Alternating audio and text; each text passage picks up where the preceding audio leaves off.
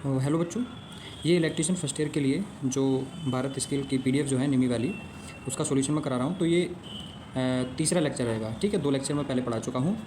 ऊपर आई बटन में आपको लिंक मिल जाएगा प्लेलिस्ट का भी, और पीछे 2 वीडियो मैंने पढ़ा चुका हूँ ना, उनका भी। ठीक है, उसके बाद कंटिन्यू करते हैं। तो इसमें पहला क्वेश्चन है calculate total capacitance of the circuit, मतलब कैपेसिटेंस निकालना है इसका टोटल। देखो कैपेसिटेंस का जो फॉर्मूला होता है मैं आपको बता दूँ। देखो कैपेसिटेंस का यदि सीरीज़ में है, जैसे यहाँ पर एक लगा हुआ है, इधर एक कैपेसिटेंस लगा हुआ है, इधर एक कैपेसिटेंस यहाँ पर भी है और यहाँ पर भी है। तो ये 3 कैपेसिटेंस है, ये तीनों सीरीज़ में है। सीरीज़ का कनेक्शन होता कैसे है? सीरीज़ का इस प्रकार से होता है कि एक जो एलिमेंट है, सपोज करो इसका टर्मिनल 1 है, यहाँ पर 2 है, और दूसरा वाला यदि एक दूसरा एलिमेंट है, ये तो रेजिस्टेंस का मैं आपको बता रहा हूँ। इसका भी एक शुरू फर्स्ट है, एक टर्मिनल फर्स्ट है मतलब शुरू का, और यहाँ पर इसका एंड टर्मिनल है सेकंड। तो होगा क्या, जो सेकंड वाला टर्मिनल होगा उसके फर्स्ट वाले से जुड़ेगा। उसके बाद क्या होगा, इसी प्रकार से कनेक्शन बनता चला जाएगा। और इसमें होता क्या है कि सीरीज़ वाले कनेक्शन में करंट की वैल्यू समान मिलती है। ये चीज़ आप ध्यान रखना। ठीक है, वोल्टेज तो बढ़ जाता है लेकिन करंट की वैल्यू क्या होती है, हर एक एलिमेंट में समान होती है। तो ये जो परिपथ है ये श्रेणी वाला है।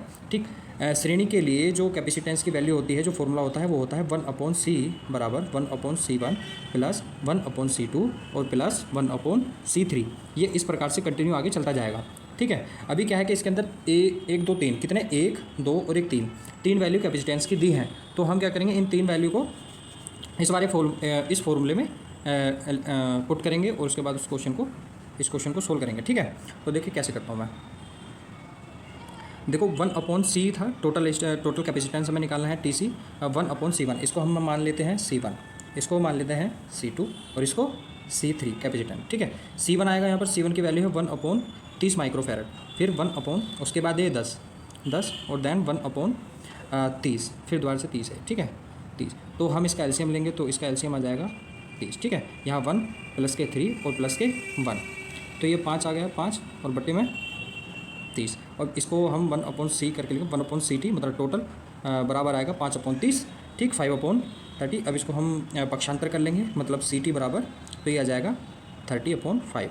तो 5 से इसको आप भाग कर दोगे तो कितना, 6 बार में आपका कट जाएगा, तो माइक्रोफैरड। तो ये इसका आंसर जो है ना 6 माइक्रोफैरड है। तो अब नेक्स्ट चलते हैं हम। देखो what is the unit of capacitance. अब कैपेसिटेंस मतलब इसे कहते हैं संधारिता। धारिता भी कह देते हैं, संधारिता भी कहते हैं। ठीक है, इसको ध्यान रखना। संधारिता इसकी इकाई क्या होती है, आपको मैं देखो चारों के चारों ऑप्शन के बारे में बता दूं। ये जो MHO है ना, मोह जो यूनिट होती है वो होती है एक होता है रजिस्टेंस। ठीक है, रजिस्टेंस का उल्टा होता है कंडक्टेंस। क्या होता है, कंडक्टेंस। तो कंडक्टेंस की यूनिट होती है मोह। एक हैंडी है, हैंडी किसकी यूनिट होती है, ये L, ये होती है इंडक्टेंस की, INDUCTANC इंडक्टेंस। ठीक है, जो फैरेड यूनिट होती है ये कैपेसिटेंस की, किसकी, कैपेसिटेंस, CAPCTANC कैपेसिटेंस। ठीक, और ये जो कुलाम यूनिट है, ये कुलाम यूनिट है, ये आवेश की है, आवेश। कुलाम किसकी यूनिट होती है, आवेश की। इसको इंग्लिश में कहते हैं चार्ज, CHARGE चार्ज। ठीक है, तो अब इसमें पूछा है कि क्वेश्चन में कि धारिता की यूनिट कौन सी है। ठीक, इसका आंसर है C। ठीक है, C इसका आंसर होगा, क्योंकि कैपेसिटेंस के मैंने आपको बताया फैराडे इसका आंसर है। ओके, नेक्स्ट चलते हैं। तीसरा है what is the capacitance value of a capacitor that required 0.5 coulomb to charge to 35 volt. इसको समझने की कोशिश करना। जो क्या कहा है, इसमें कहा है कि एक संधारिता की धारिता जो है, धारिता को C से रिप्रेजेंट करते हैं, 35 वोल्ट है और 0.5 कूलम आवेश की आवश्यकता पड़ती है। ठीक है, तो इसका मतलब ये है कि आपको धारिता C की वैल्यू याद करनी है। अब फॉर्मूला याद रखना, C बराबर Q/V। क्या लगा, Q बराबर CV एक फॉर्मूला होता है आवेश का, उसी से मैंने ये निकाला है। यहाँ पर आवेश ऊपर आ जाएगा, वोल्टेज नीचे आ जाएगा, और ये संधारिता हमें याद करनी है। तो आप इसमें वैल्यू पुट कर लीजिए। Q की वैल्यू 0.5 है, 0.5 और देन बटे में क्या आ जाएगा, 35 वोल्ट। 35 वोल्ट आ जाएगा। तो आप जब इसको काटोगे इधर से तो 0.1/7, 5 से 7 बार में 35 कट जाएगा। उसके बाद इसको आप भाग दोगे, 0.1 को भाग दोगे तो 1 बार में चलेगा ये। ठीक है, तो आप इसको इधर ले आओ, यहाँ से काटोगे तो 0.1 समथिंग कुछ आएगा। उसके बाद फिर 10 भी बचेगा इसमें नीचे, फिर करोगे तो इसके आसपास आएगा कितना, 0.014 फैरड। कितना, 0.014 फैरड इसका आंसर है। ठीक है, अब आप देखिए नेक्स्ट क्वेश्चन में कहा है how the value of capacitance can be decreases, मतलब कैपेसिटेंस की वैल्यू किस प्रकार से घटती है। आप यहाँ ध्यान रखना। देखो C बराबर ε0A/d, ये एक फॉर्मूला होता है।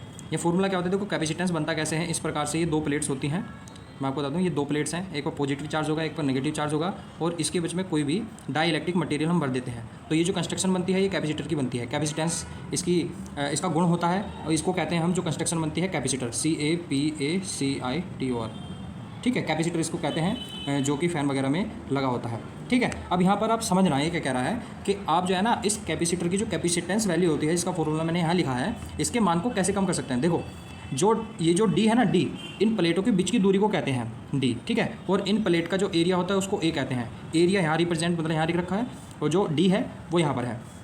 तो अब जो प्लेट की बीच की दूरी को जैसे आप बढ़ाओगे तो कैपेसिटेंस की वैल्यू कम हो जाएगी। क्यों कम हो जाएगी? क्योंकि सी जो है ना इनवर्सली प्रोपोर्शनल है किसके, डी के, मतलब बीच की दूरी के। दूरी बढ़ेगी तो सी का मान कम हो जाएगा। सी मतलब ये कैपेसिटेंस, ओके। अब जैसे ही हम डी को बढ़ाएंगे तो सी कम हो जाएगा। अब जैसे डी को हम घटाएंगे तो क्या हो जाएगा, फिर सी बढ़ जाएगा। तो यहाँ पर कह रहा है कि सी को कैसे कम कर सकते हैं। तो पहली चीज़ आपने समझी, आप डी को बढ़ा दो तो सी कम हो जाएगा, और दूसरी चीज़ है एरिया को आप कम करोगे तो सी भी कम हो जाएगा। तो दो आपको पता चला। देखो, पहली चीज़ कही है, पहले ऑप्शन में कहा है इंक्रीज द प्लेट एरिया। यदि आप एरिया को बढ़ाओगे तो कैपेसिटेंस की वैल्यू बढ़ेगी, तो ये तो ऑप्शन होगा नहीं, ठीक है। बी ऑप्शन देखिए, increase the resistance of the plate. देखो, प्लेट के रेजिस्टेंस का कोई फॉर्मूला मैंने लिखा है नहीं आपको, सी बराबर एप्सिलॉन नॉट अपॉन डी मैंने लिखा है, ठीक है। सी तो ये भी नहीं होगा। उसके बाद सी है increase the distance between the plates, मतलब प्लेट के डिस्टेंस, जैसे डी है ना, यहाँ पर मैंने लिखा है प्लेट के बीच की दूरी को बढ़ाओगे तो सी कम हो जाएगा। तो सी ऑप्शन एकदम ठीक है। अब चौथा देखिए, using high dielectric strength material, तो ये भी नहीं होगा, ठीक है। तो ऑप्शन कौन सा था, डी इसका आंसर होगा। अब नेक्स्ट चलते हैं। देखो पांचवा, विच इज़ द डाईमैग्नेटिक सब्सटेंस। अब ये देखो, डाईमैग्नेटिक सब्सटेंस कौन सा होता है। देखो, मटेरियल जो हो गए ना, मटेरियल्स जो कि मैग्नेटाइज हो जाते हैं, या फिर कह लो कि मैग्नेटिक प्रॉपर्टी के आधार पर दो प्रकार के मटेरियल मिलते हैं। एक होते हैं नॉन फेरो मैग्नेटिक मटेरियल होते हैं, एक होते हैं फेरो मैग्नेटिक मटेरियल, ठीक है। या फिर ऐसे कह लो, तो मैग्नेटिक प्रॉपर्टी के आधार पर जो मटेरियल्स होते हैं ना, वो दो प्रकार के होंगे। एक होगा डाई मैग्नेटिक मटेरियल, ठीक है, डाई मैग्नेटिक मटेरियल एक होता है। अब दूसरा होता है पैरा मैग्नेटिक मटेरियल। एक होता है पैरा के बाद होता है इसी के अंदर, मतलब दो शाखाएं मैंने निकाली हैं।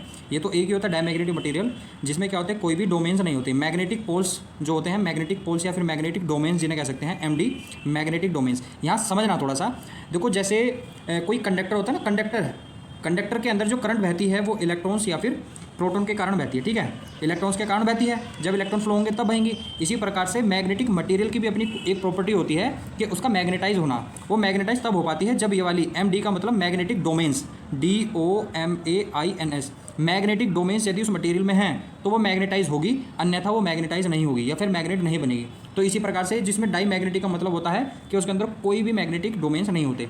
बाकी एक पैरा मैग्नेटिक मटेरियल होता है, और एक होता है फेरो मैग्नेटिक मटेरियल होता है, ठीक। और तीसरा होता है फेरी, FERRI, फेरी मैग्नेटिक मटेरियल। एक होता है एंटी फेरी मैग्नेटिक मटेरियल। तो ये चार प्रकार के तो मैग्नेटिक मटेरियल वाले होते हैं जिनके अंदर मैग्नेटिक डोमेन्स होते हैं, और एक में मैग्नेटिक डोमेन्स होते नहीं। इसका मतलब यह है, जो मैग्नेटिक मटेरियल जो मैंने लिखाई है वो मैग्नेटिक डोमेन्स के आधार पर दो प्रकार के होते हैं। पहले में डाईमैग्नेटिक होंगे, दूसरे में क्या होंगे, चार प्रकार के होंगे, पैरा मैग्नेटिक, फेरो मैग्नेटिक, फेरी मैग्नेटिक, एंटी फेरी मैग्नेटिक, ठीक है। अगर आपको अगर ये समझ में आ गया है तो अच्छी बात है, नहीं आया तो कोई दिक्कत नहीं है। आपको कॉन्सेप्ट पे ध्यान देना है। देखो, डाई मैग्नेटिक मटेरियल ऐसे हैं जो मैग्नेटाइज नहीं हो पाएंगे, समझ में आया ना। जैसे देखो यहाँ पर लिखा है, इसमें प्लेटिनम लिखा है, सबसे नीचे है प्लेटिनम। ये धातु है, क्या है ये धातु है एक प्रकार की। इसके अंदर क्या होगा कि मैग्नेटिक डोमेन्स वगैरह मिलते हैं, ठीक है। अब यहाँ पे देखो, पहला ऑप्शन जो है ये ऑप्शन नहीं होगा, इसका ध्यान रखना, इसमें मिलते हैं। ये कह रहा है डाईमैग्नेटिक मटेरियल कौन से हैं जिसके अंदर मैग्नेटिक डोमेन्स नहीं मिलेंगे। एयर के अंदर भी क्या होते हैं, एयर के अंदर भी मिलते हैं, ठीक है। क्योंकि जब हम सोलेनोइड वगैरह बनाते हैं ना, तो उसके अंदर फ्लक्स बनता है, इसका मतलब उसके अंदर मैग्नेटिक डोमेन्स हैं। बी स्टील का मतलब क्या होगा, उसके अंदर फेरी मैग्नेटिक या फिर फेरी, FE, आयरन की मात्रा होगी तो इसका मतलब स्टील उसके अंदर भी होंगे। लेकिन वाटर एक ऐसा होगा जिसे मैग्नेटिक नहीं बनाया जा सकता, समझ रहे हो ना, मैग्नेट नहीं बनता है वाटर, इसलिए इसका आंसर कौन सा हो जाएगा, सी इसका आंसर हो जाएगा। इसको ध्यान रखना आप, ठीक है। नेक्स्ट पे चलते हैं। अब छठा देखिए, छठा क्या कह रहा है। छठे में कहा है कि which factor effect the polarity of the electromagnet. अब आप यहाँ समझने की कोशिश करना, इसमें क्या कहा है कि कौन सा एक ऐसा कारक होगा जो कि विद्युत चुंबक की ध्रुवता को प्रभावित करता है। आप यहाँ समझो, ध्रुवता का मतलब क्या होता है। ये एक चुंबक है, यहाँ पे N पोल है, यहाँ पे S पोल है। N पोल का मतलब है जिस सिरे से मैग्नेटिक लाइन्स निकलती हैं, यहाँ से निकलेंगी और यहाँ पर प्रवेश करती हैं। एरो का निशान लगाया हुआ है, N पोल से निकलती हैं और S पोल में प्रवेश करती हैं, समझ में। तो यहाँ पर इसका एक मैग्नेट के एक पोल और दो, एक मैग्नेट के अंदर कितने पोल हो सकते हैं, मैक्सिमम दो पोल हो सकते हैं। अब यहाँ पर ये कह रहा है कि ये जो पोल हैं N और S, इनको इनको प्रभावित करने का कौन सा कारक हो सकता है। अभी तो ये जो मैंने एग्जांपल दिया है ये परमानेंट मैग्नेट का था। इलेक्ट्रोमैग्नेट का मतलब है कि इस प्रकार से कोईल होगी, कोईल, इसके अंदर मैं क्या करूँगा कि करंट प्रवाहित करूँगा और इसके अंदर क्या फ्लक्स बनना शुरू हो जाएगा इस प्रकार से, और यहाँ पे एन पोल होगा और यहाँ पे एस पोल होगा इस प्रकार से, ठीक है। अब यहाँ पर एन पोल यहाँ बना है और एस पोल यहाँ बना है, ये डिपेंड करेगा कि करंट की डायरेक्शन जो है वो किधर को है और concentration of winding number of turns के अनुसार कंसंट्रेशन ऑफ वाइंडिंग कैसी है, समझ रहे हो ना। ये समझने की कोशिश करना, जैसे एक पेन है, पेंसिल पे यदि आप एक धागे को लपेटो, धागे को जिस प्रकार से आप लपेटोगे वो उसकी कंसंट्रेशन होगी, लपेटने का तरीका वही मैं कह रहा हूँ कि यदि उस वायर को किसी गोल रूप में आप लपेट रहे हो तो वो लपेटा कैसा है और किस तरह से आप करंट दे रहे हो, तो वो डिपेंड उसके अनुसार डिपेंड होगी कि उस वाली जो सोलेनोइड या फिर जो कोईल बनी है उसमें पोल्स किधर बनेंगे, ठीक है। तो आप डायरेक्शन चेंज कर दो तो वो चेंज हो जाएगी, करंट की डायरेक्शन पर डिपेंड करेगा। कहने का मतलब क्या है, उसकी जो पोलैरिटी है, ध्रुवता है, वो करंट की डायरेक्शन पर करता है। तो इसका मतलब बी आंसर होगा। लेंथ पर नहीं करेगा, स्ट्रेंथ पर भी नहीं करेगा, मैग्नेटिक फील्ड पर भी नहीं करेगा, वो करेगा करंट की डायरेक्शन किधर है। समझ में आ गया हो तो अच्छी बात है। नेक्स्ट देखो 7वां, what is the unit of the magnetomotive force.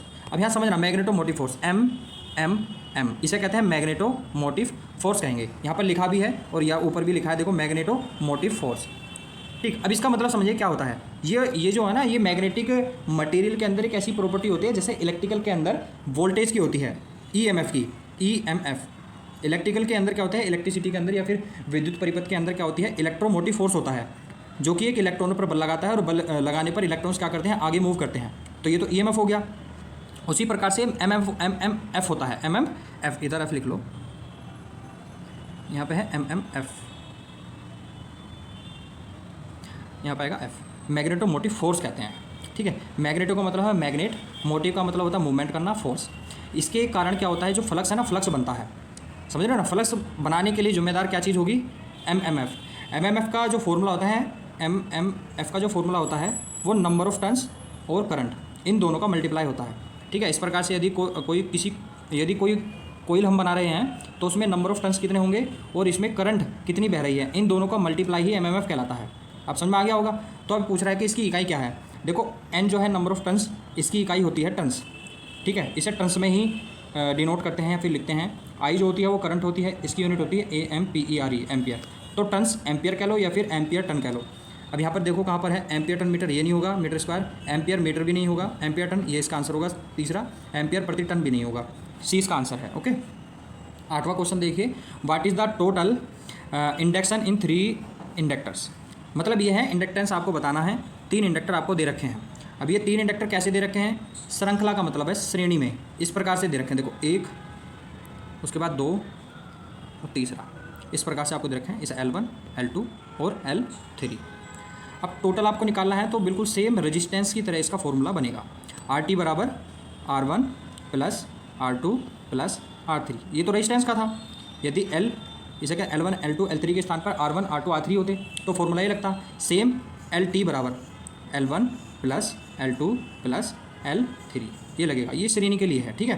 Parallel के लिए लगना है तो जिस प्रकार से मैंने आपको कैपेसिटर का सीरीज वाला बताया था वही सेम है जैसे रेजिस्टेंस और इंडक्टर के लिए पैरेलल का फॉर्मूला होता है, ठीक है। तो इसके आंसर, इसमें बी आंसर है इसका, ओके। नेक्स्ट 9वां क्वेश्चन देखिए, what is the unit of परमियंस। अब ये समझना कि परमियंस क्या होती है, परमियंस की यूनिट क्या होती है, ठीक है। आपको मैं बताऊँ, देखो परमियंस को कहते हैं पारगम्यता, ठीक है, या फिर ये परमीयता जिसे कहते हैं, परमीयता। इसको समझना क्या होती है, आपने एक रिलेक्टेंस के बारे में पढ़ा होगा, रिलेक्टेंस, RELUCTANCE। ये समझने की कोशिश करना थोड़ा सा। रिलेक्टेंस क्या होता है, मैग्नेटिक प्रॉपर्टी होती है एक प्रकार की, जो कि फ्लक्स को रोकती है। क्या करती है, फ्लक्स को फ्लो होने से रोकती है, समझना। अब रिलेक्टेंस क्या करेगी, फ्लक्स को फ्लो होने से रोकेगी। अब रोकेगी तो कुछ ना कुछ ऐसी चीज़ भी होगी जो इसका सपोज करेगी फ्लक्स को प्रवाहित करने के लिए, जैसे करंट को प्रवाहित करने के लिए कंडक्टर के अंदर कंडक्टेंस प्रॉपर्टी होती है जो कि कहती है कि करंट फ्लो हो। रेजिस्टेंस कहता है कि करंट रुक जा। मेरी बात बहुत देसी भाषा में आपको बता रहा हूँ। रेजिस्टेंस क्या करता है, करंट के मार्ग में अपोज करता है, किसके, करंट को फ्लो होने से रोकता है। या देखो कंडक्टेंस को जी कहते हैं, और जी क्या करता है, इस करंट को फ्लो होने के लिए प्रेरित करता है, समझे ना। एक दूसरे का अपोजिट है। ये प्रॉपर्टी हो गई है एक इलेक्ट्रिकल परिपथ की।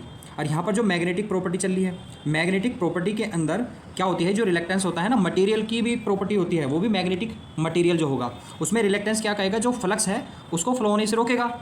लेकिन एक प्रॉपर्टी ऐसी होगी जिसे कहते हैं परमियंस, PERMEANCE, परमियंस। ये करता है फ्लो, किसको? फ्लक्स को। फ्लक्स को फ्लो होने के लिए कहता है। मेरी बात समझ में आ गई होगी। अब यहाँ समझना कि इसको इसमें पूछा है कि इसकी यूनिट क्या है। अब मैं आपको इसकी यूनिट बताता हूँ, ठीक है। मैं थोड़ा सा रफ कर दूँ इसको। अब देखना ज़रा इसमें मैं फॉर्मूले से आपको बताता हूँ। एक फार्मूला होता है रिलेक्टेंस का, एस या फिर आर से रिप्रेजेंट कर सकते हो, दोनों से मैंने कह दिया है। ये होता है MM/F/φ। एक फार्मूला होता है। MM की यूनिट अब मैंने बताई थी आपको NI, ये फार्मूला होता है RF, ठीक है। एम्पियर टर्न प्रति वेबर। जो रिलेक्टेंस की यूनिट बनेगी वो बनेगी, रिलेक्टेंस की यूनिट बनेगी एम्पियर टर्न प्रति वेबर, ये बनेगी रिलेक्टेंस की यूनिट। और परमियंस की यूनिट क्या बनेगी? रिलेक्टेंस की उल्टी, ठीक है। परमियंस की यूनिट बनेगी 1/R, मतलब कि ये रिलेक्टेंस की वैल्यू होती, इसका मतलब वेबर ऊपर आ जाएगा और यहाँ पे एम्पियर टर्न TURN। तो वेबर पर एम्पियर टन इसकी यूनिट है। देखो weber per ampere turn, B इसका आंसर हो जाएगा। ओके, 9वां क्वेश्चन देखिए, वाट के which rule is apply to find the direction of the magnetic field in a solenoid coil. तो सोलिनॉइड कोइल है एक, इस प्रकार से सोलिनॉइड कोइल है, इस प्रकार से बना रखी है। तो इसके अंदर मैग्नेटिक क्या करिए कि डायरेक्शन को ज्ञात करनी है आपको। तो डायरेक्शन किससे ज्ञात करोगे? राइट हैंड के प्लाम रूल से। किसे? राइट हैंड का प्लाम रूल होता है, इसको ज्ञात करने की। ये आपको एकदम रट लेना है, ध्यान से भूलना नहीं है, ठीक है। सोलिनॉइड के अंदर डायरेक्शन ज्ञात करनी है मैग्नेटिक फील्ड की, तो राइट हैंड का प्लाम रूल लगेगा। अब मैं इसको बता दूं, देखो सी जो है ना फ्लेमिंग का लेफ्ट हैंड का जो नियम होता है, ये लगता है मोटर के लिए, मोटर की मोशन की डायरेक्शन कि किस डायरेक्शन में वो घूम रहा है। फ्लेमिंग का राइट हैंड का नियम है वो जनरेटर के लिए लगता है। जनरेटर क्या करता है? विद्युत को जनरेट करता है। इसका मतलब जनरेट जो इलेक्ट्रिसिटी है उसकी डायरेक्शन, या फिर कह लो करंट या फिर वोल्टेज की डायरेक्शन किधर है, उसको ज्ञात करने के लिए फ्लेमिंग का राइट हैंड का नियम प्रयोग करते हैं। ओके, अब देखिए 11वां क्वेश्चन।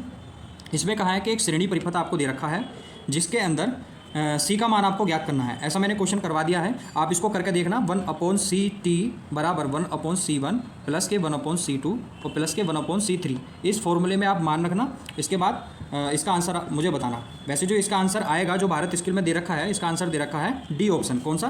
डी। 40 माइक्रोफैराड दे रखा है, लेकिन आप इसको निकाल कर देखना और मुझे कमेंट सेक्शन में बताना। 12वां देखिए कि what precaution to be taken before connecting the different voltage rating capacitor in this series. मतलब ये कहना चाह रहा है कि एक दो कैपेसिटर है आपके पास, ठीक है, उनको श्रेणी में विभिन्न वोल्टेज रेटिंग के संधारित्र को जोड़ने से पहले आप किस सावधानी को बरतेंगे? समझ रहे हो ना। दो कैपेसिटर हैं इस प्रकार से, ये इस प्रकार से दो कैपेसिटर हैं, इसकी पोलैरिटी प्लस माइनस और यहाँ प्लस माइनस, इस प्रकार से ऐसा समझ लो। आपको ये श्रेणी में ही कनेक्ट करने हैं, लेकिन कह रहा है कि आपको इनकी जो रेटिंग है भिन्न भिन्न है, मतलब अलग अलग रेटिंग के हैं। हो सकता है इसके 2 माइक्रोफैरड और यहाँ 3 माइक्रोफैरड, ये 200 वोल्ट का हो और ये 250 वोल्ट का हो, इस प्रकार से रेटिंग अलग अलग है। तो आप इन्हें श्रेणी में कनेक्ट करने से पहले क्या चीज़ सही सोचोगे? ठीक है, पहला देखो ऑप्शन दे रखा है सभी कैपेसिटर एक ही निर्माता के होने चाहिए। नहीं, देखो निर्माता के हो चाहे ना हो, हम इस पर जो कंसिडर नहीं करेंगे, हमें तो श्रेणी में इसको जोड़ना है, तो हम उसकी जो प्रॉपर्टीज़ या फिर जो इसकी वैल्यूज़ दे रखी है रेटिंग के अनुसार उसको देखते हैं, मैन्युफैक्चर को नहीं देखते। तो ये तो आंसर नहीं होगा। बी ऑप्शन कह रहा है कि each capacitor voltage drop must be less than the voltage rating. हाँ, ये बिल्कुल ठीक है। देखो होना ये चाहिए कि जो वोल्टेज रेटिंग है इसकी वोल्टेज रेटिंग, जैसे समझो कि 200 वोल्टेज है, ठीक है, 200 वोल्टेज रेटिंग है, तो इसके अंदर जो वोल्टेज का ड्रॉप होना चाहिए वो 200 वोल्टेज से कम ही होना चाहिए। यदि इस 200 वोल्टेज से अधिक वोल्टेज ड्रॉप या फिर इसके एक्रॉस अधिक वोल्टेज मैंने लगा दी ना, तो होगा क्या, ये ब्लास्ट हो जाएगा। समझ रहे हो ना, ब्लास्ट हो जाएगा, सर्किट हमारा ब्रेक हो जाएगा। तो इसलिए हम इसे ज़रूर इस बात को जरूर ध्यान में रखेंगे कि कैपेसिटर की जो वोल्टेज है वो हमेशा कम होनी चाहिए उसकी रेटिंग वोल्टेज से। समझा ना, तो 20 का आंसर होगा। 13वां देखिए कि which material is the paramagnetic substance. अब यहाँ समझिए, देखो मैंने मटेरियल बताए थे ना, ये डोमेन्स के आधार पर बता रहा है। डोमेन्स के आधार पर 4 प्रकार के मैंने बताए थे, एक पैरामैग्नेटिक मटेरियल, एक बताता फेरो मैग्नेटिक मटेरियल, एक फेरी FERRI फेरी मैग्नेटिक मटेरियल, एक होता है ANTI एंटी फेरी मैग्नेटिक मटेरियल। चलो मैं इसको थोड़ा सा आपको डिस्क्राइब कर दूँ, बस आपको जानना है, समझ रहे हो ना, थोड़ा सा आपको जानना है बस। आप जानोगे तो समझ पाओगे थोड़ा सा मैं क्या कहना चाह रहा हूँ। देखो पैरामैग्नेटिक मटेरियल के अंदर होगा क्या कि इसमें मैग्नेटिक डोमेन्स ऐसे समझो, इस प्रकार से होंगे मैग्नेटिक डोमेन्स, ठीक है, और वो क्या होंगे, वो अलग अलग डायरेक्शन में होंगे। जैसे मैंने इधर बनाया ना नीचे 2, इस प्रकार से नहीं बनेंगे, इसमें बनेंगे कुछ इस प्रकार से। जैसे एक मटेरियल है ये वाला, ठीक है, इसके अंदर पैरामैग्नेटिक डोमेन्स कैसे होंगे, इसमें होंगे कुछ इस प्रकार से, ऐसे इधर उधर, ठीक है। यदि मैं इसमें मैग्नेटिक फील्ड लगाऊंगा तो ये क्या करेंगे, ये एक ही दिशा में हो जाएंगे, इस प्रकार से, इस प्रकार से मटेरियल के अंदर इस दिशा में हो जाएंगे। तो ये जो प्रॉपर्टी है ये किसकी है, पैरामैग्नेटिक की प्रॉपर्टी है। मेरी बात समझ में आ रही होगी आपके, ठीक है। उसके बाद देखिए फेरोमैग्नेटिक मटेरियल में होगा क्या, फेरोमैग्नेटिक फेरो मैग्नेटिक मटेरियल। इसमें होगा जो मैग्नेटिक डोमेन्स है ना वो एक ही दिशा में होंगे, समझ रहे हो ना, ऑलरेडी एक दिशा में होंगे, बस उनको मैग्नेटाइज जब करेंगे तो ये अपनी डायरेक्शन को और क्या है और ज़्यादा बढ़ा लेंगे।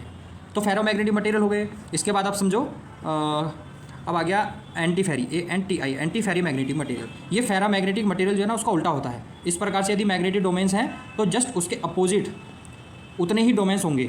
ये प्रॉपर्टी किसकी है, एंटी फेरी मैग्नेटिक मटेरियल, फेरो मैग्नेटिक मटेरियल की है। अब बचा तीसरा है फेरी, FERRI, फेरी मैग्नेटिक मटेरियल। इसके अंदर जो मैग्नेटिक डोमेन्स होंगे इस प्रकार से, सपोज करो इस प्रकार से मैग्नेटिक डोमेन्स हैं तो जस्ट इससे छोटे और उसके अपोजिट डायरेक्शन में होंगे। ध्यान रखना मैग्नेटिक डोमेन्स जो होंगे उसमें एक डोमेन जो होंगे डायरेक्शन में बड़े होंगे, दूसरे छोटे होंगे लेकिन अपोजिट होंगे। ये वाली जो प्रॉपर्टी होती है किसकी होती है, फेरी मैग्नेटिक मटेरियल की होती है। ठीक है, बस आपको इतना जानना था फिलहाल के लिए। इसके बाद अभी हम देखते हैं कि इस क्वेश्चन में कहा क्या है। इसमें कहा है कि कौन सा पदार्थ जो है वो पैरा मैग्नेटिक मटेरियल के अंतर्गत आएगा।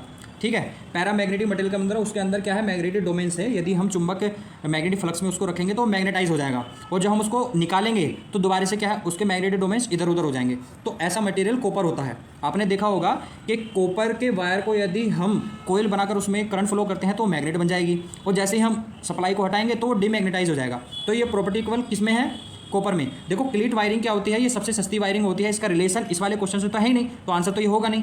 ठीक है, बिस्मिथ क्या होता है, एक प्रकार का पदार्थ होता है। ठीक है, बिस्मिथ।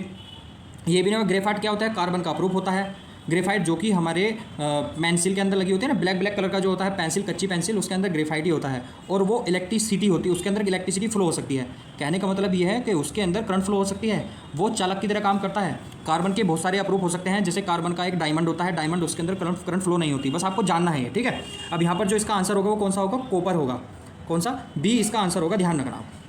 13वां क्वेश्चन देखिए, what is the part mark x. अब यहाँ पे कह रहा है कि ये जो एक्स है, यहाँ दिखा दूँ मैं आपको, देखो ये जो एरो यहाँ दिखा रखा है एक्स वाला, ये वाला, तो किस चीज़ को रिप्रेजेंट करता है। पहली बात तो आप जान लो कि ये जो चित्र दिखा रखा है आपको, ग्राफ दिखा रखा है, ये होता है BH कर्व का। सी है BH कर्व, या फिर इसको कह सकते हैं हिस्ट्रीसिस, HYSTERISIS। ठीक है, हिस्ट्रीसिस कर्व इसको कहते हैं। इसके अंदर होता है जो ये ऊपर वाला दिखा रखा है ना, इसे कहते हैं B, मैग्नेटिक फ्लक्स डेंसिटी। क्या कहते हैं, मैग्नेटिक फ्लक्स डेंसिटी इसको कहते हैं।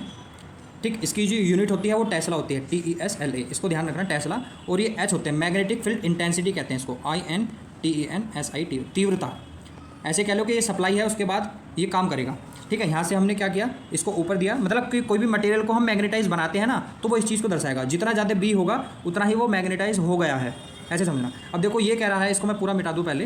देखो यहाँ पर ये कह रहा है कि ये वाला पार्ट आपको बताना है। अगर वो ये वाला पूछता तो इसे कहते हैं हम, इसे कहते हैं नीचे, पहले नीचे वाले को देख लो, नीचे वाले को कहते हैं COR, कोरिटिविटी कहते हैं इसको,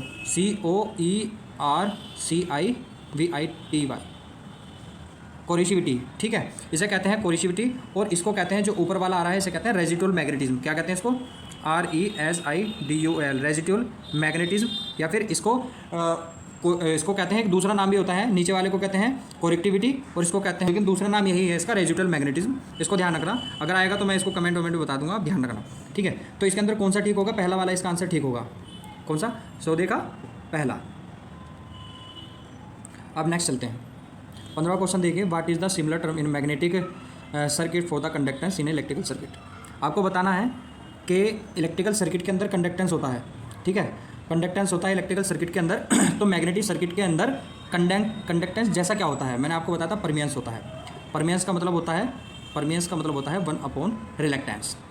ठीक है, और जो इसकी यूनिट मैंने आपको बताई थी, इसकी यूनिट बताई थी वेबर प्रति एम्पियर टन, ये इसकी यूनिट मैंने बताई थी। तो इसको ध्यान रखना, ऑप्शन नंबर बी। 16 देखिए, what is the unit of reluctance. अभी थोड़ी देर पहले बताया था, रिलेक्टेंस मतलब R, या फिर कह सकते हो इसको S बराबर होगा mmf/φ। mmf की यूनिट होती है एम्पियर टन बटे में, फाई की यूनिट होती है वेबर, एम्पियर टन प्रति वेबर, एम्पियर टन प्रति वेबर। सी इसका आंसर हो जाएगा। 17 देखिए कि which is the correct expression of the capacitor C if the electrical charge Q and the voltage is V। ये कहना चाह रहा है कि आपको एक एक्सप्रेशन बताना है या फॉर्मूला आपको बताना है, जब आपको Q आवेश दिया गया हो, V वोल्टेज दिया गया हो, C मतलब कैपेसिटेंस का आपको बताना है, तो C बराबर Q/V, ये इसका फॉर्मूला होता है। C बराबर Q/V, कहाँ दिखा आपको, ए वाले में ना, C बराबर Q/V, तो इसका ए आंसर हो जाएगा। अब देखिए 18वां क्वेश्चन कि how can you increase the pulling strength of the an electric magnet. ये समझना क्या कहना चाह रहा है कि आप इलेक्ट्रोमैग्नेट बनाई हैं इस प्रकार की, आप इसकी स्ट्रेंथ को कैसे बढ़ा सकते हो। तो देखो दो तरीके से बढ़ा सकते हो, या तो आप नंबर ऑफ टर्न्स बहुत ज़्यादा कर दो, ठीक है, करंट की वैल्यू सेम रखो कोई दिक्कत नहीं, आप नंबर ऑफ टर्न ज़्यादा कर दो तब बढ़ जाएगी, क्योंकि MMF जो होता है MMF NI होता है, ठीक है, ध्यान रखना, और S बराबर MMF/5 होता है। यदि हम इस रिलेक्टेंस को कांस्टेंट मान के चले तो MMF जो प्रोपोर्शनल 5 के हो जाएगा, ठीक है, मतलब MMF जितना ज़्यादा जाएगा उतना ही फ्लक्स बन पाएगा। समझ गए मेरी बात को। अब यहाँ पे फ्लक्स कब बन पाएगा, क्योंकि MMF का अंदर क्या होता है, N होता है और एक I होती है करंट, तो N नंबर ऑफ टर्न जितने बढ़ाओगे अब फ्लक्स उतना बढ़ जाएगा। यदि करंट की वैल्यू अब जितनी बढ़ाओगे उतना ही फ्लक्स भी बढ़ जाएगा, तो करंट की वैल्यू बढ़ाने से भी बढ़ जाएगा। अब हमें समझने की कोशिश करना जरा। देखो जो मैंने कॉन्सेप्ट बताया था वो मैंने बता दिया आपको, लेकिन यहाँ पर ये चीज़ कह रहा है कि पुलिंग स्ट्रेंथ, पुलिंग का मतलब होता है खींचने वाला, ठीक है, कि चुंबक की खींचने की ताकत क्या होगी, चुंबक के खींचने की ताकत क्या होगी, तो खींच तभी पाएगा जब उसकी स्ट्रेंथ ज़्यादा होगी। समझ रहे हो ना। स्ट्रेंथ का मतलब हो जाएगा कि फ्लक्स की वैल्यू जितनी ज़्यादा होगी वो पोल्स पर उतनी ही ताकत से वो मटेरियल को खींच पाएगा। तो पहला ऑप्शन है इंक्रीज द फील्ड इंटेंसिटी।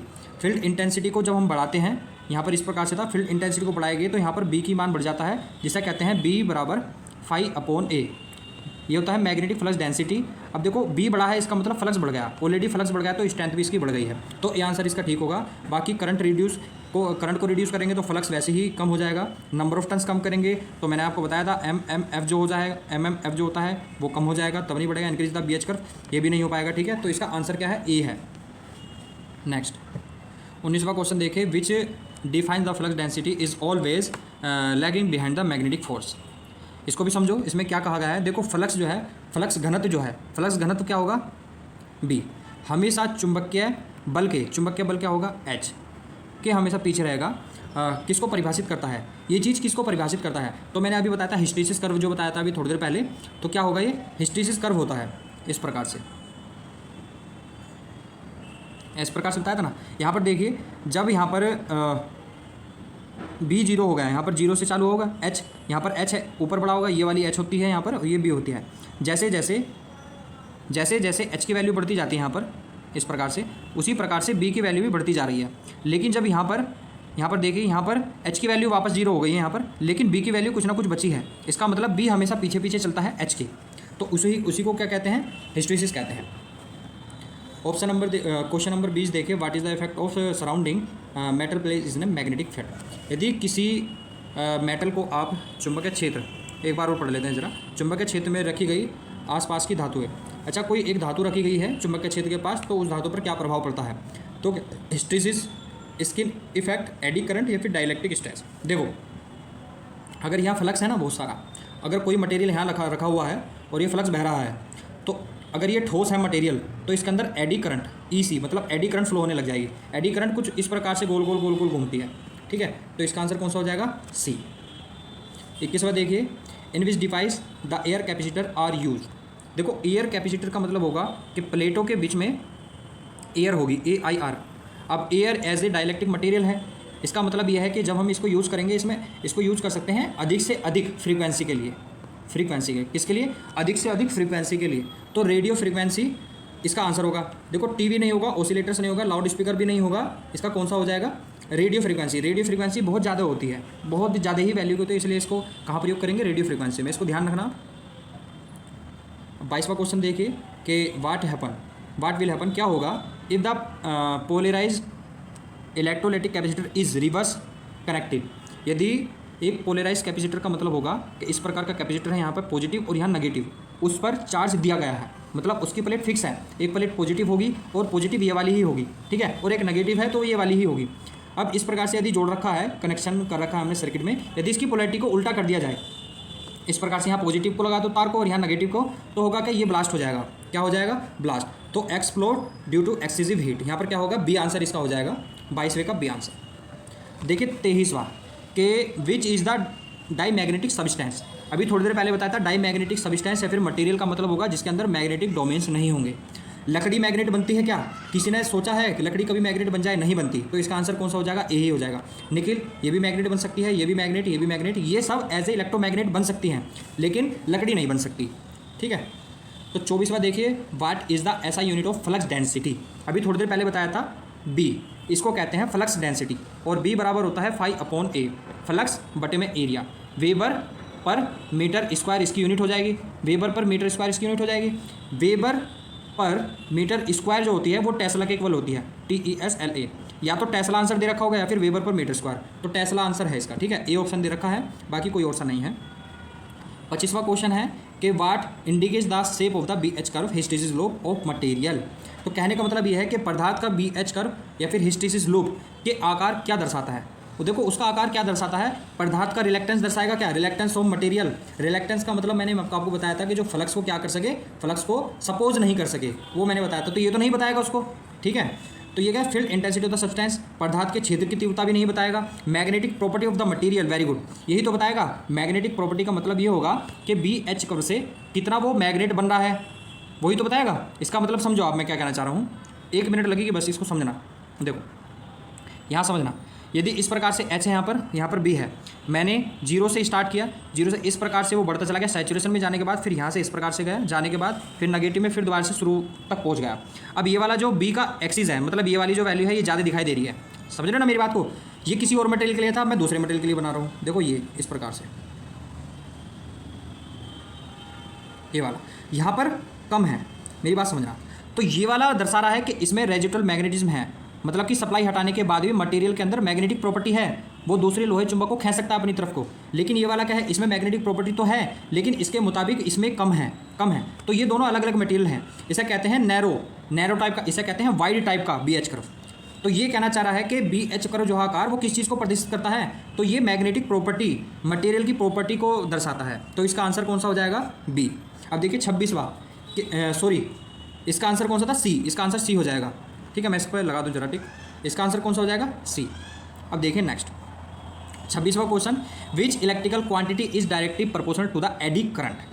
तो देखो ऐसी कौन सी क्वांटिटी है जो कि डायरेक्टली प्रोपोर्शनल होगी एडी करंट की। देखो करंट का मतलब I होता है, क्या होता है, करंट का मतलब I होता है, और इसके अंदर क्या होता है, एडी करंट का जो फॉर्मूला होता है ना, एडी करंट का फॉर्मूला, उसमें पावर लॉस देखना, पावर लॉस होता है एडी करंट, यहाँ पे H करके आएगा, सॉरी K करके यहाँ पर आएगा, K की पावर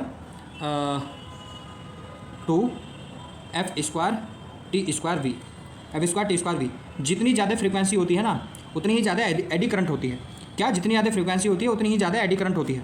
ये थिकनेस को बताएगा मटेरियल की, और ये उसके वॉल्यूम को बताएगा। ये तो छोड़ दो, इसमें फैक्ट जो आ रहा है वो किसका, फ्रीक्वेंसी का आ रहा है। तो यहाँ पे वोल्टेज नहीं है, करंट नहीं है, प्रतिरोध नहीं है, केवल एक फ्रीक्वेंसी बचाया, ठीक है। तो इसका आंसर क्या हो जाएगा, 26वें का फ्रीक्वेंसी। 27वां देखिए आप, 27वां क्या कह रहा है कि which is the cause of changing the permeability. देखो परमिएबिलिटी क्या है, परमिएबिलिटी के परिवर्तन होने का क्या कारण हो सकता है। परमिएबिलिटी समझिए आप क्या होता है, परमिएबिलिटी होती है म्यू, हेनरी पर मीटर इसकी क्या होती है, हेनरी पर मीटर इसकी यूनिट होती है। ये एक ऐसी प्रॉपर्टी होती है जैसे कि रेजिस्टेंस होता है ना, रेजिस्टेंस का फॉर्मूला R बराबर ρl/A। तो ये एक रेजिस्टेंस होता है, उसका गुण होता है ये हर एक मटेरियल का अलग अलग, कि प्रति क्षेत्रफल या फिर प्रति लंबाई में इतना रेजिस्टेंस तो होगा ही होगा, ये चीज़ को बताएगा। वैसे ही ये है कि प्रति क्षेत्र प्रति लंबाई में परमिएंस इतना होगा ही होगा, कि वो इससे ज़्यादा या फिर ये कहेगा कि इतना उसमें फ्लक्स फ्लो कर सकता है या नहीं, इस चीज़ को बताएगा ये, ठीक है। तो ये क्या होगा, ये लेंथ पर डिपेंड करेगा, क्या लेंथ पर डिपेंड करेगा, फ्लक्स डेंसिटी पर करेगा, फील्ड इंटेंसिटी या मैग्नेटिक मोटिव फोर्स पर करेगा। तो देखो जिस प्रकार मैं इसका फॉर्मूला ज़रा लिखवा देता हूँ आपको। फॉर्मूला होता है B बराबर μ0 μRH, ये होता है, ठीक है। ये इंटेंसिटी होती है, ये मैग्नेटिक फ्लक्स डेंसिटी होती है। यहाँ पर जो म्यू है ना, μR देखा जाए तो पूरा का पूरा जो होता है ये म्यू होता है, म्यू बराबर μ0 μR।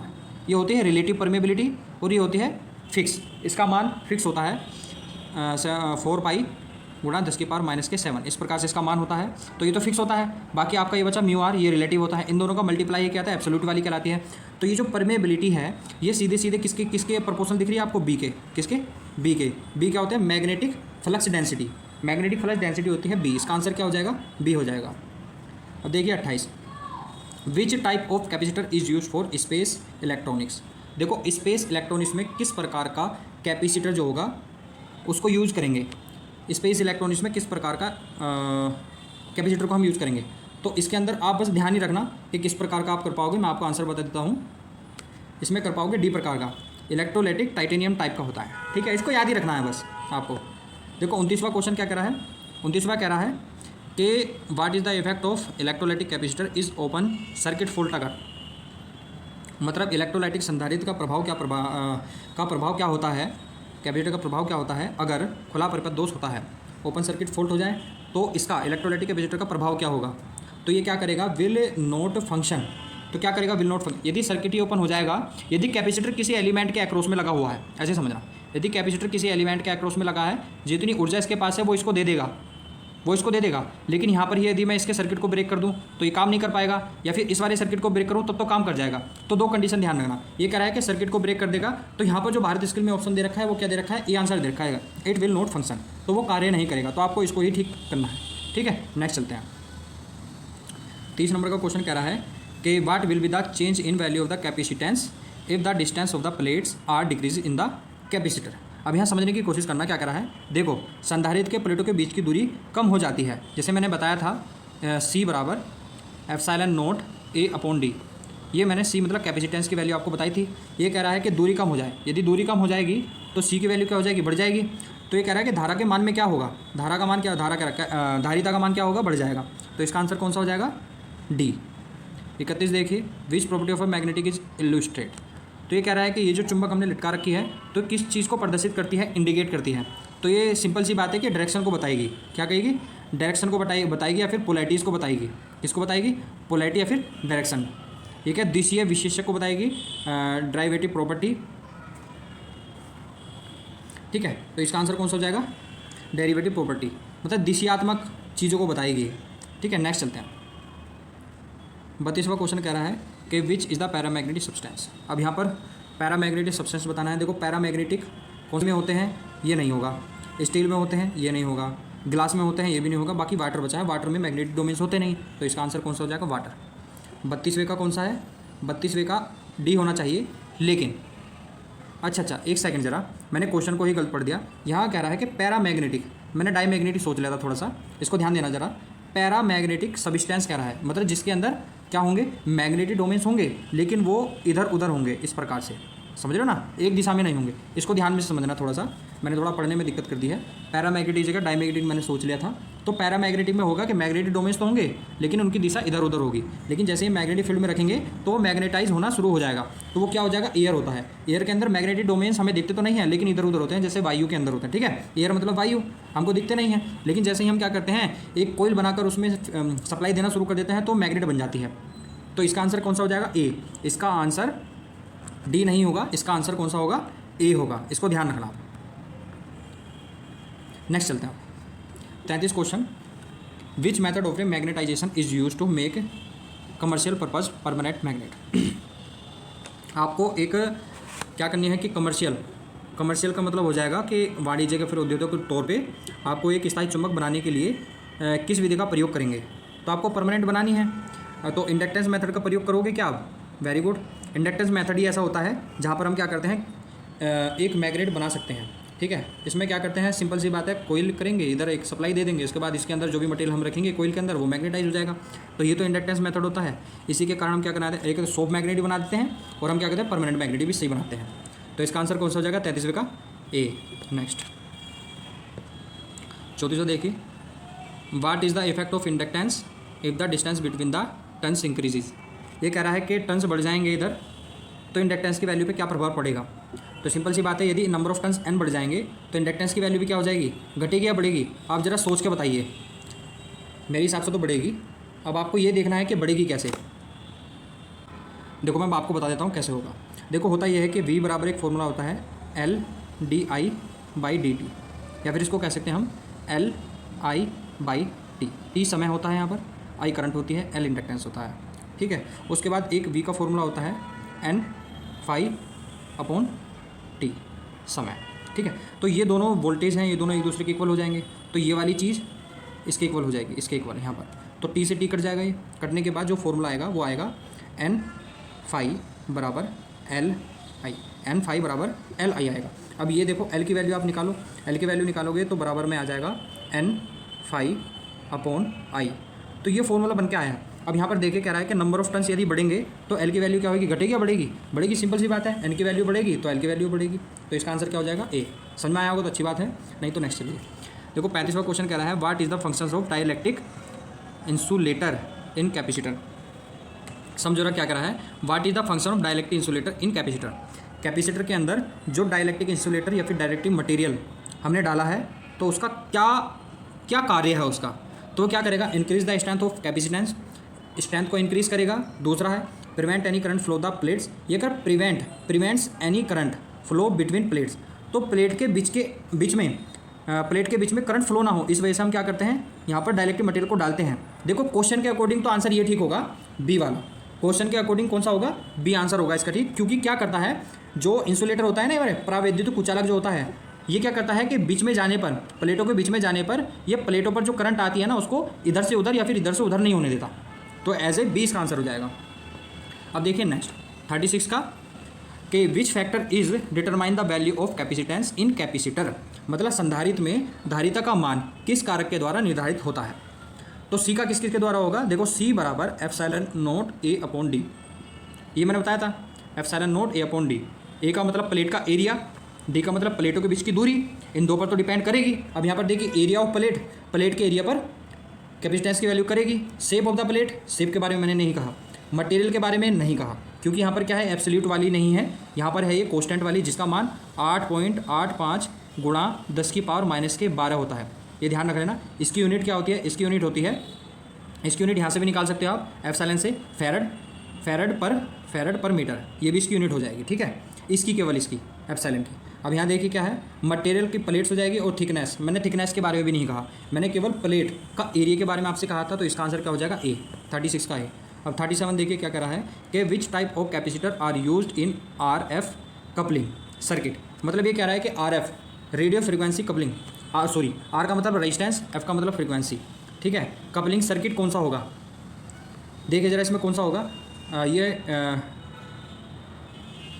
टेंटेलम, मोनोलिथिक, इसका आंसर कौन सा हो जाएगा, मोनोलिथिक, इसका आंसर हो जाएगा मोनोलिथिक। ये नहीं होगा, इसका आंसर मोनोलिथिक है। तो इसका आंसर क्या है, 37 का बी आंसर, इसको ध्यान रखना है आपको। तो आपका क्या है कि मॉड्यूल नंबर जो 6 था, मॉड्यूल नंबर 5 जो था वो कंप्लीट हो गया है। अब आपका मॉड्यूल नंबर 6 चलेगा। ठीक है, तो नेक्स्ट क्लास में मॉड्यूल नंबर 6 लेकर आऊँगा, उसको मैं पूरा बताऊँगा, आपको ध्यान से समझना है, ध्यान से देखना है। ठीक है, तब तक के लिए बाय, थैंक यू।